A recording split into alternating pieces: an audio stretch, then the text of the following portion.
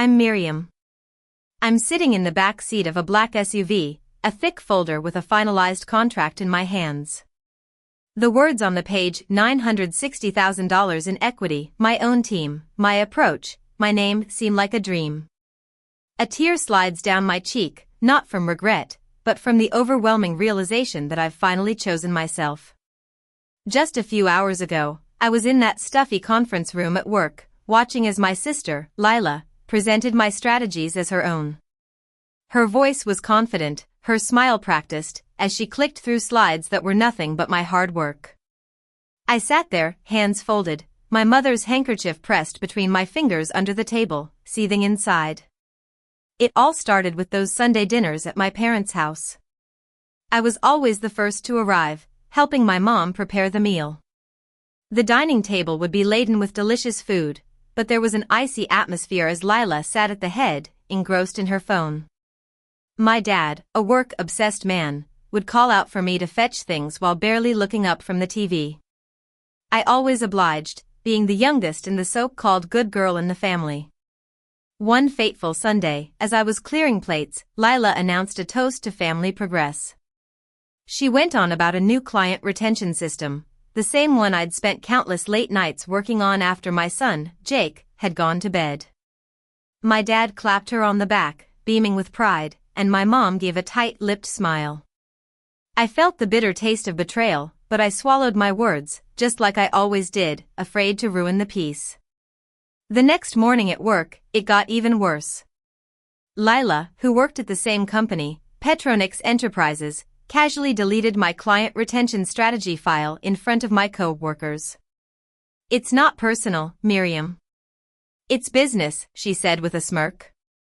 I felt the shame boil into anger, but I kept quiet, just as I'd been taught my whole life. I spent my lunch break in my car, holding my mother's handkerchief. It had hope stitched in pale blue, and it carried the faint scent of lavender. A message from Grace, a consultant I'd met at a conference, popped up on my phone. "Don't forget coffee tomorrow. We should talk about your ideas." Those words made me realize that there could be a way out of this suffocating situation. I met Grace at a coffee shop.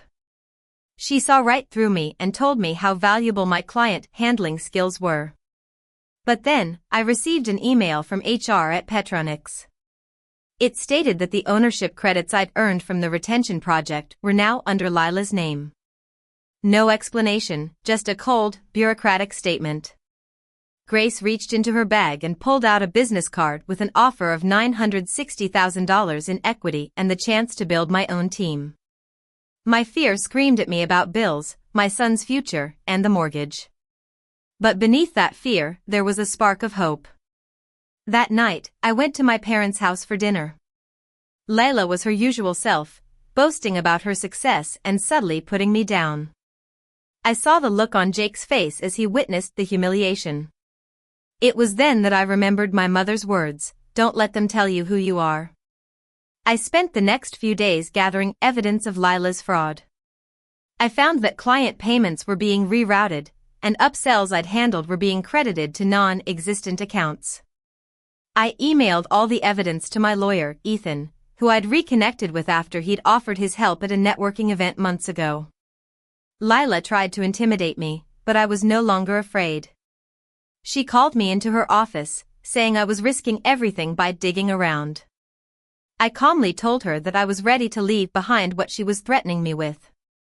The department meeting was the turning point. Lila presented my strategies again, and this time, I couldn't stay silent.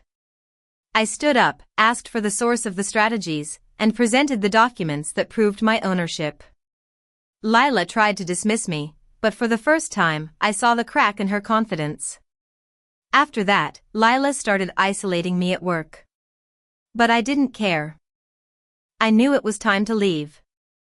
I met Grace again, and she reminded me to leave clean. That night, I typed my resignation letter, including all the evidence of the fraud. The next morning, I drove to work with a sense of determination.